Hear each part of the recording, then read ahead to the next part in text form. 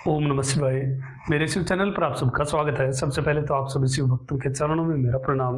बात करते हैं महाआद्रा नक्षत्र के बारे में। महाआद्रा नक्षत्र के बारे में एक वीडियो पहले भी आ चुकी है, जिसमें मैंने विशेष 11 द्रव्यों से कैसे स्वामी का अभिषेक करना है उसके बारे में इंफॉर्मेशन दी थी। अब इस अगले भाग में बात करते हैं नैवेद्य के बारे में। नैवेद्य आपको क्या स्वामी का विशेष अर्पित करना चाहिए और क्या विशेष और चीजें आप इस दिन कर सकते हैं। सबसे पहली चीज तो यह है कि इस दिन की इंफॉर्मेशन आप सभी शिव भक्तों को, दूसरे शिव भक्त जो इस चैनल से नहीं जुड़े हैं, जो आपकी जानकारी में है, उन तक इस बात को पहुंचाना है, ताकि इस विशेष, इस अनुग्रह दिवस का वो भी लाभ उठा सके।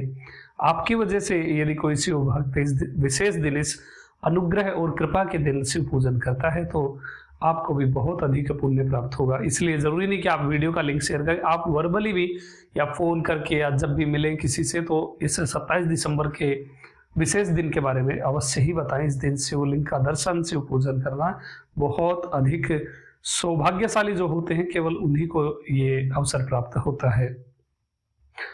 अब बात करते हैं नैवेद्य के बारे में। नैवेद्य में आपको इस दिन स्वामी को जो चावल होते हैं सफेद, उनको पका करके उसमें गुड़, शक्कर और घी मिला लेना है। ये एक नैवेद्य हो गया।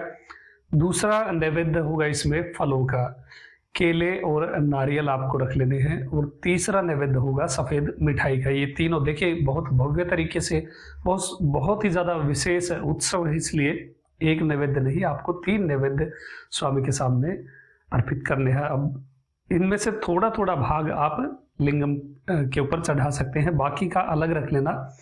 और पूजा की समाप्ति के बाद वो जो अलग आपने रखा है, शिवलिंग पर चढ़ा हुआ नहीं, जो अलग आपने रखा है, उसे लेकर के अपने पूरे परिवारजनों में उसे प्रसाद रूप में बांटे, ताकि उन्हें भी अनुग्रह प्राप्त हो। और स्वामी की पूजा में रखा हुआ कोई भी नैवेद्य भोजन होता है वो अमृत तुल्य प्रसाद हो जाता है। और एक और चीज मैं बता दूं आप सभी शिव भक्तों को, जब भी आपको शिव का प्रसाद मिले, लिंगम का प्रसाद मिले या शिव पूजा से प्रसाद कोई भी मिलता है, या फिर आप महाकालेश्वर, उज्जैन से मान लीजिए आपका कोई रिलेटिव गया है, वो जाकर के आया है, अब वो आपको प्रसाद दे रहा है, तो प्रसाद को दोनों हाथों से ग्रहण करना है और सबसे पहले अपने सिर पर लगाना है, उस नैवेद्य को सम्मान देते हुए। ऐसा एक शिव भक्त को हमेशा करना चाहिए। जब भी वो शिव नैवेद्य ग्रहण करे तो सबसे पहले शीश पर रखे और उसके बाद उस नैवेद्य को ग्रहण करे।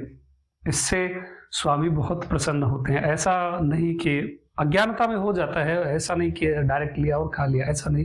सम्मान दिखाते हुए पहले उसे अपने शीश पर लगाएं और फिर आप उसे ग्रहण करें।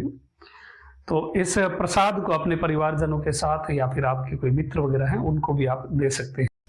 दूसरी विशेष चीज ये है कि कम से कम 21 दीप आपको शिवलिंग के दिशाओं में प्रज्वलित करने हैं शिवालय में। जब आप अभिषेक वगैरह कर लें उसके बाद आप दीप प्रज्वलित करें। 21 कर सकते हैं, ज्यादा आपकी इच्छा है, और कम से कम 21 दिन इस विशेष दिन तो आपको करने चाहिए। और दूसरी एक और महत्वपूर्ण चीज ये है कि पूजा जब आपकी समाप्त हो जाए या उस समय नहीं हो तो बाद में आप कर सकते हैं, शाम के समय या जब भी आपको समय मिले इस दिन 27 दिसंबर को, तो कम से कम 10 मिनट 15 मिनट आप शिवलिंग के पास में बैठ करके अरुणाचल शिव ऐसा कीर्तन करें। आप अपने परिवारजनों के साथ भी कर सकते हैं। बहुत अच्छी धुन है अरुणाचल शिव की, उसे गाते हुए आप कर सकते हैं। उसका लिंक मैं आपको इस वीडियो के डिस्क्रिप्शन में दे दूंगा, जहां वो है, आप उस धुन को सुन सकते हैं या MP3 में डाउनलोड कर सकते हैं। उस धुन के साथ अपने परिवारजनों के साथ या फिर दूसरे मित्र शिव भक्तों के साथ 10-15 मिनट के लिए अरुणाचल शिव नाम का कीर्तन करें। उस परम ज्योति के अनुग्रह के आप पात्र बने, यही मेरी कामना है। आप सभी शिव भक्त इस दिन शिव पूजन अवश्य ही करें और दूसरे शिव भक्तों को भी बताएं। एक और इम्पोर्टेंट चीज जो बहुत सारे शिव भक्तों के मन में आ सकती है इस नैवेद्य को लेकर के, कि बहुत सारे शिव भक्त ऐसे हो सकते हैं जिन्हें ये बताया गया हो कि शिवलिंग पर चढ़े हुए या शिव पूजा में प्रयोग किए हुए नैवेद्य को नहीं खाना चाहिए, क्योंकि भ्रांतियां फैलाने में लोग एक्सपर्ट होते हैं। ऐसी अफवाहें फैलाएंगे कि आप भक्ति मार्ग में चलते हुए ही इतना डर जाओगे कि आगे स्टेप अप ही नहीं कर सकते। शिव नैवेद्य अमृत तुल्य होता है और एक हर शिव भक्त को प्रयास करके शिव नैवेद्य ग्रहण करना चाहिए। जो शिव भक्त नहीं है किंतु उनका मन शिव में लगता है, तो ऐसे शिव भक्त भी बहुत सारे ऐसे लिंगम है जिनके ऊपर चढ़ा हुआ नैवेद्य खा सकते हैं, जिसमें नर्मदेश्वर, सप्तिक लिंगम या किसी सिद्ध पुरुष द्वारा स्थापित लिंगम, 12 ज्योतिर्लिंग, ऐसे बहुत सारे लिंगम हैं जिनके ऊपर चढ़ा हुआ प्रसाद कोई भी खा सकता है भक्ति पूर्वक। किंतु एक शिव भक्त हर एक लिंगम पर चढ़ा हुआ प्रसाद ग्रहण कर सकता है, और जो प्रोसेस मैंने बताई है उसमें आपको शिवलिंग पर थोड़ा सा ही नैवेद्य चढ़ाना है, वो अलग रहेगा चढ़ा हुआ। इसके अलावा जो बच गया, जो प्रसाद स्वरूप हो गया है, उसे आपको खाना है, उसे ग्रहण करना है, अपने मस्तक पर लगा करके और अपने परिवारजनों को भी देना है। तो इसलिए किसी भी संशय में मत रहना कि इसने ऐसा बोला था, वो ऐसे बोल रहा था, इन सब चक्करों में आप बिल्कुल भी ना पड़े। एक शिव भक्त को किसी प्रकार की अपने स्वामी को लेकर के कंफ्यूजन में नहीं रहना चाहिए।